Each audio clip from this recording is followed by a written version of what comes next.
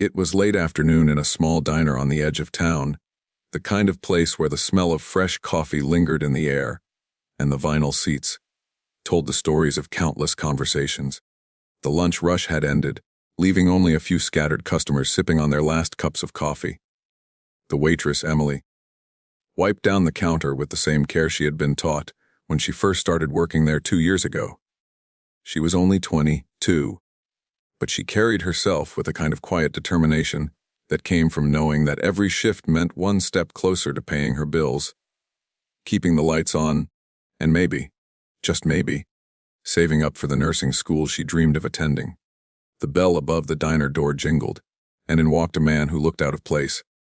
He was dressed simply, jeans and a plain shirt, but there was something about the way he carried himself, calm, confident, but also wary, like he was carrying the weight of the world on his shoulders.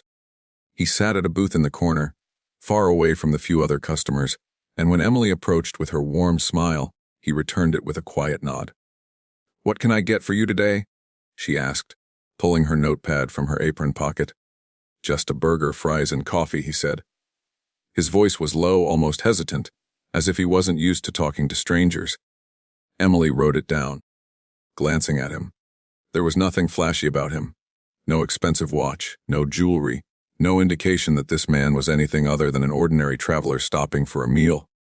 She went about her work, delivering the order, refilling his coffee, and checking in with the other customers. But she noticed things. The way he stared out the window as if searching for something far away. The way he smiled faintly when she joked about how strong the coffee was.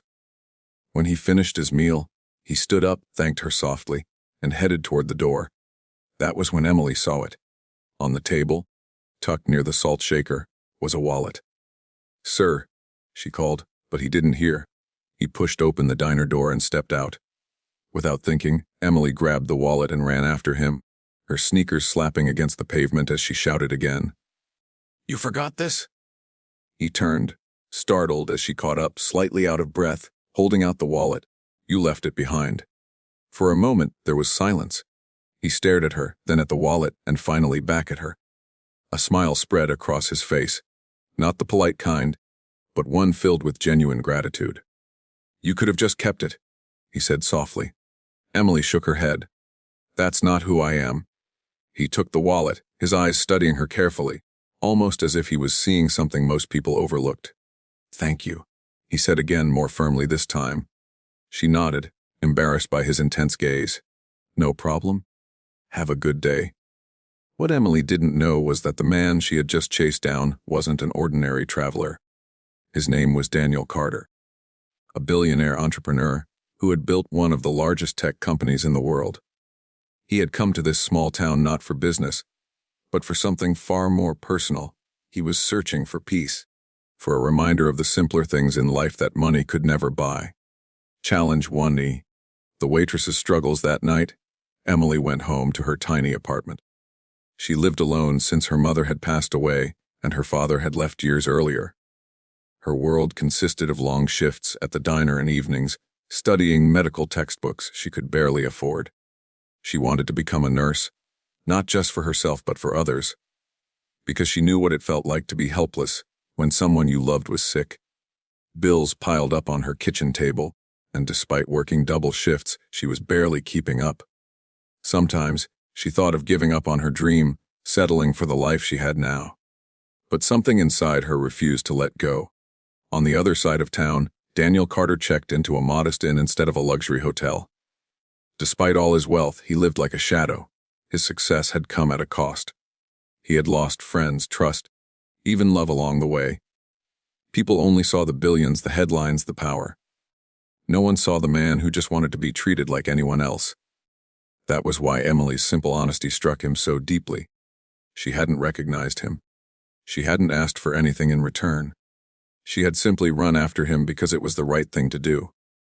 The next morning, Daniel returned to the diner. Emily was surprised to see him again. "Back so soon?" she teased as she poured his coffee. He smiled. "Best coffee in town." Over the next few days, he kept coming back. Sometimes he ordered food, sometimes just coffee. They talked about little things at first, about the weather, the town her long shifts. Slowly, Emily shared pieces of her life, her dream of nursing school, her mother's passing, her struggle to make ends meet. Daniel listened, really listened in a way few ever did. One afternoon, he asked, "Why don't you give up?" "Nursing school. I mean, it sounds hard." Emily looked at him, her eyes steady. "Because giving up means letting go of who I am, and I don't want to live with that." Her words pierced him. For years, he had questioned his own choices, wondered if the wealth and power were worth the loneliness. Emily, with nothing but determination and honesty, seemed stronger than him. One evening, as Emily closed up the diner, two men walked in. Rough, unkind faces asking for money. They had been hanging around town, causing trouble. Emily alone tried to stand firm, but fear tightened her chest. That was when Daniel appeared. He had been nearby, and seeing the scene, he stepped in. Calm but firm, he diffused the situation, standing between Emily and the men until they left. Shaken, Emily whispered, "Why would you do that?" He looked at her, his voice steady. "Because that's who I am." The same words she had once told him. Days later, Emily discovered who Daniel truly was. A news article flashed on the diner's small TVA. Billionaire Daniel Carter spotted in small town. She froze, her coffee pot nearly slipping from her hand. The man she had been serving burgers and coffee, to the man who had listened to her dreams, was one of the richest men in the country. When Daniel walked in that morning, she confronted him. "Why didn't you tell me?" He sighed, running a hand through his hair. "Because I wanted you to see me. Not the money, not the headlines. Just me?" Emily didn't know how to respond. She felt betrayed, but also she understood. Resolution, a gift of kindness. 1 week later, Emily received a letter. No return address, just her name written carefully. Inside was a note. "Emily, you reminded me of what truly matters. Your honesty, your strength, your refusal to give up, it changed me. Enclosed is something to help you on your journey. Don't see it as charity. See it as an investment in someone who believes in kindness." Daniel. Inside was a check, enough to pay off her debts and put her through nursing school. Tears filled her eyes, not because of the money itself, but because someone believed in her enough to give her the chance she had been fighting for. Epilogue. Years later, Emily graduated nursing school. She stood in a hospital, wearing her scrubs, holding the hand of a patient who was scared and alone. She remembered her mother, remembered her struggles, and remembered the man who had reminded her that kindness changes lives.